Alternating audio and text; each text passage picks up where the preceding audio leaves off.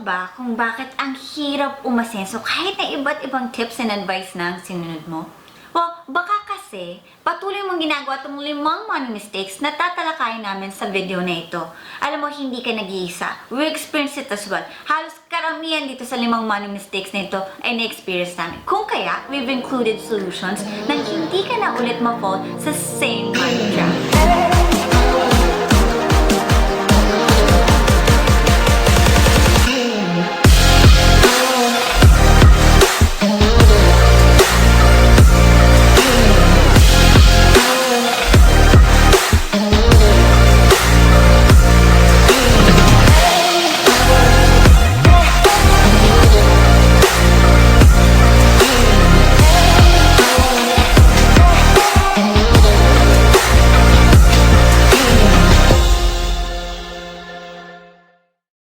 Okay, before we proceed, isipin muna natin ang konsepto ng pera ay parang pyramid.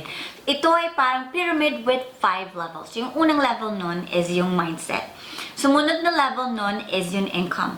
Pangatlong level nun is savings. Of course, pag kami na-save ka na, alam nga naman, tignan mo lang yan. Of course, kailangan mo yung i-invest. So, yung fourth level would be investment. And yung pinaka-top would be soul set. So, kung yung base is yung mindset, yung top nun is yung soul set. So, yung money mistake number 1 natin is yung pagkakaroon ng mga mali-mali nating paniniwala sa pera. Napakaraming maling paniniwala sa pera. Pero yung tatalakayin namin dito is yung dalawa lang. Pinaka-common and pinaka-notable. So, yung una is yung money doesn't make you happy. So, ang pangit naman kung ang buhay ko umiikot lang sa pera. Well, siguro, money doesn't make you happy at umiikot yung buhay mo sa pera is because you're doing it wrong. Baka naman ginagamit mo yun sa positional goods. Ano ba yung positional goods? Ito yung pagbili ng mga bagay na magmumukhang mataas ang posisyon mo sa paningin ng ibang tao.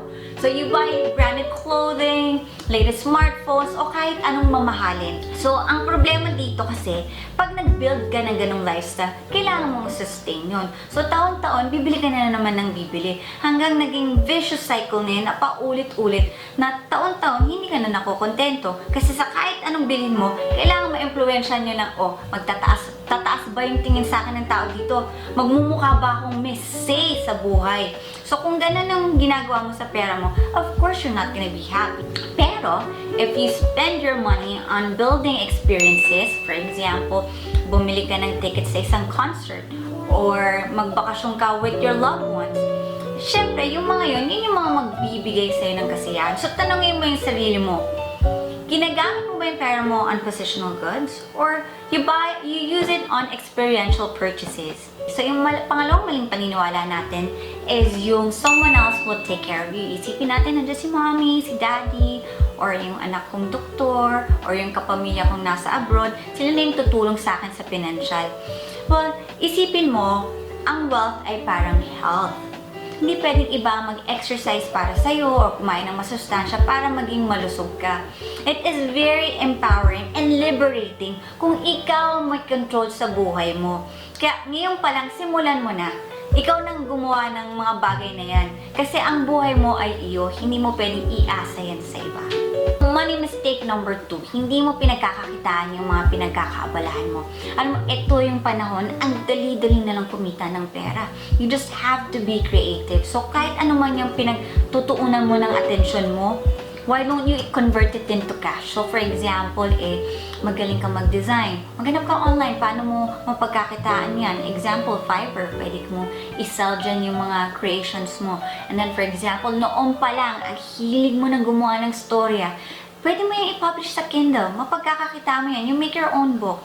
Sky is the limit. So, you just have to be creative. Ngayon na kumikita ka na ng pera, a portion of that needs to be saved. Pero hindi natin ginagawa. Once we get a hold of our money, we spend it on shoes or other things na in the process, yung mga iba't ibang kumpanya na yun yung umaasenso. Yan, walang masama doon. Pero siguraduhin mo yung sarili mo, umaasenso din. So, you gotta pay yourself first. Ngayon, pwede mong sabihin, alam mo, nag-save naman ako, nagpa-budget naman ako, pero wala talaga hindi ako nagiging consistent. Baka nga masyado akong magastos. Well, it's not a character issue.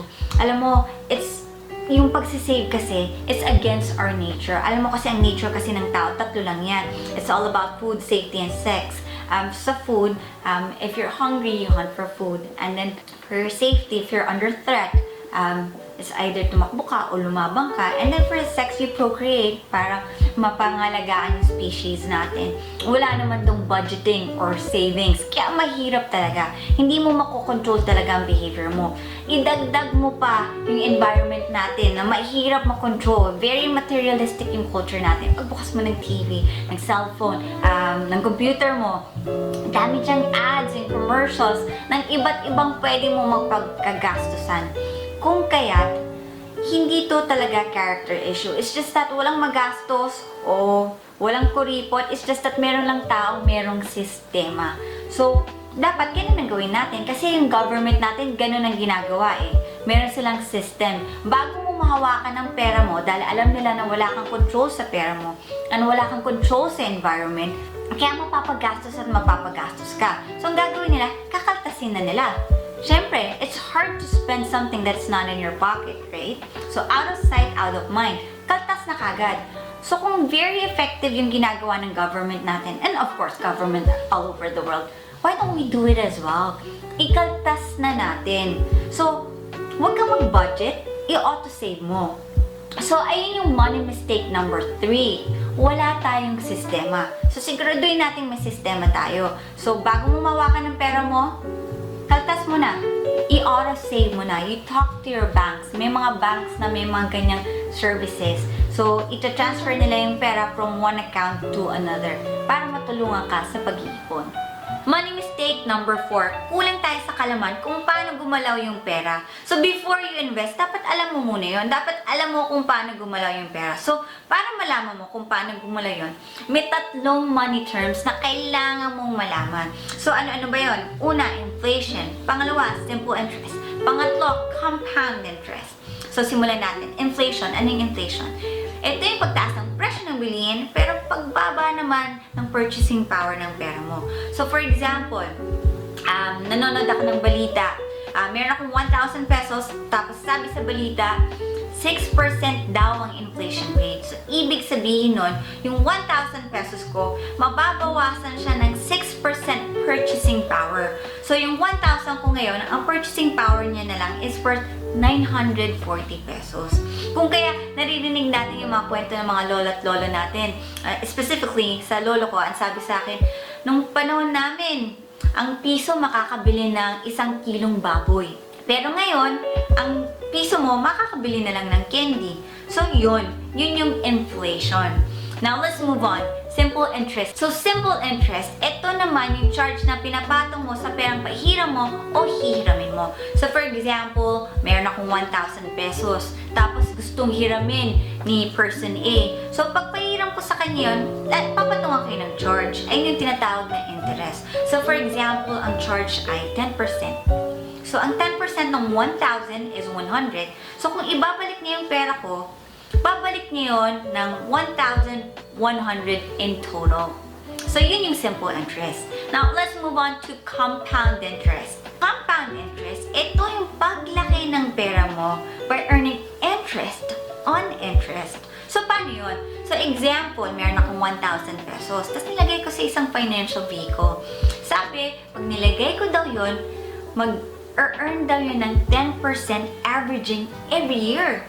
Nilagay ko doon. So, unang taon, so yung 1,000 ko, magiging 1,100. Ngayon, 1,100, iwan ko lang yun doon. I'll let it stay there. I-reinvest ko yun doon. Hindi ko yung kukunin. So, lalaki na naman yun. Magte-10%. So, taon-taon, magte-10%, magte-10%. Yun yung tinatawag na compound interest. And alam na natin yung 3 money terms na yun. Let's do a recap, okay? Isipin natin, ito yung pera mo na with interest. Ito naman yung pera mo na nothing lang, no interest. So, itong pera mo with interest, over time, it grows. Ang tatrabaho yan para sa'yo. Itong pera mo, patulog-tulog lang, over time, bababa because of the inflation. So, ganon yung paggalaw ng pera. So, ngayon na we know how money behaves, makakatulong yan sa decision making mo. So, for example, meron nag-offer sa yung financial vehicle na ilagay mo daw sa kanya yung pera niya. Ilagay mo sa kanya yung pera mo. So, for example, yung return is 2%. Kung 2% lang yung return nun, hindi na mabibit yung inflation rate. So let it be a guide kung saan mo ilalagay yung pera mo. Okay, so lagi nating tatandaan before we commit to any investment vehicle, dapat may requirements tayo. Yun yung naa-outplay ba nito yung inflation rate? Or kumikita ba nito ng compound interest over time? Pagka nasagot nun oo, then that's the time we could invest. Okay, so ito na yung huling money mistake. So like what I've said before, ang pera di ba parang pyramid? So yung pinaka dulo ng pyramid is yung soul set. So yung mistake natin doon is hindi natin alam yung purpose ng pera natin. So hindi mo alam kung ano yung purpose ng pera mo sa iyo. So napakaraming instances na yan na na-experience natin yung mga iba't ibang tao sa paligid natin. Nung nakuha na nila yung gusto nila, malaman-laman nila na hindi pala yun yung gusto nila. That is why it's best na meron tayong strategy for that. That is what we call the 5 whys. Ano yung 5 whys? Ito yung pagtatanong ng 5 bakit para makuha mo kung ano yung punot dulo ng gusto mo. So for example, ikaw nagsusumikap sa pera. Tanungin mo yung sarili mo, bakit ka nagsusumikap sa pera? Kasi gusto kong kumita ng pera. Bakit gusto mong kumita ng pera? Kasi gusto kong yumaman. Bakit gusto mong yumaman? Kasi I want to spend time with my loved ones. Bakit gusto mong mag-spend time with your loved ones?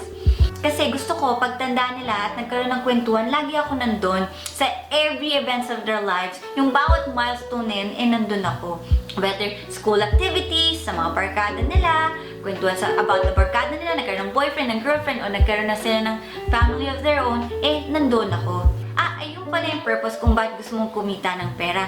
So, ngayon pa lang, little by little, gawin mo na. Start now. Not when like, you live your life when you get this big amount of money. Hindi, ngayon pa lang, little by little, gawin mo na. So, live the life that you want now, not in the future. Okay, before we do the recap, please like, subscribe, and kung meron kayong masishare ng mga iba't ibang money mistakes ninyo and mga solutions along the way, please comment down below. Okay, so ano yung 5 money mistakes? Una, maling paniniwala natin sa pera. Pangalawa, hindi mo pinagkakakitaan yung pinagkakabalaan mo. Pangatlo, wala kang sistema sa pag-iipon. Pang-apat, hindi mo alam kung paano ang paggalaw ng pera. And pang-5, hindi mo alam kung anong purpose ng pera mo. A parting message to everyone. Ang tao, successful man o hindi, pare-pares yan naman 24 hours. Ang pinagkaiba lang is how they manage their time. So, tanungin mo yung sarili mo, ginagamit pa yung oras mo para mag-level up? Or ginagamit mo yung oras mo sa mga walang kakwenta-kwentang bagay? So, thank you for watching our video and tune in kasi may mga upcoming videos kami na siguradong magle-level up ka.